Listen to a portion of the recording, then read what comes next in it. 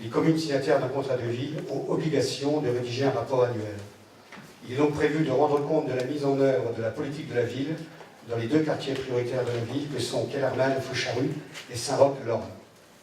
L'année 2015 ayant été l'année de lancement, ce rapport rend compte des acquis pour les années 2015 et 2016. Vous trouverez le rapport complet et détaillé en annexe. Pour rappel, l'enjeu sera d'articuler le projet de territoire en construction avec les priorités et orientations du contrat de ville 2015-2020 de Saint-Dié-des-Vosges. Ces priorités, définies par l'ensemble des signataires du contrat, portent essentiellement sur la mise en œuvre de 3 principaux piliers thématiques: la cohésion sociale, l'habitat et le cadre de vie, et surtout l'emploi et le développement économique. Afin de permettre un suivi de l'évolution des quartiers prioritaires, il est proposé un tableau de bord avec quelques indicateurs clés, tels que l'emploi, la situation familiale, la précarité. Ces indicateurs permettront d'évaluer et d'ajuster la feuille de route du contrat si nécessaire. Ce premier bilan permettra d'être le point de départ afin de mesurer les actions et les moyens mobilisés pour établir un bilan qualitatif en 2017.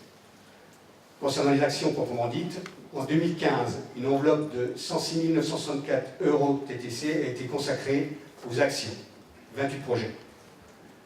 Le programme de réussite éducative, 103 653 € TTC, et un adulte relais a été intégré en octobre. En 2016, une enveloppe de 94 800 € TTC a été consacrée aux actions. 27 projets ont été menés.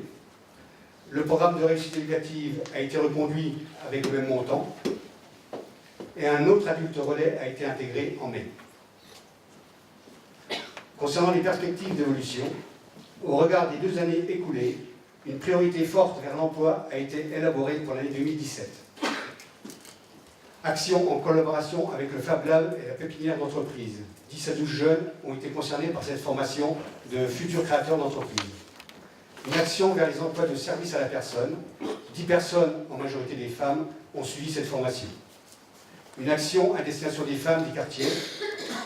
Et enfin, une action pour une meilleure maîtrise technique de la langue française dans un cadre professionnel. J'en ai terminé, monsieur le maire.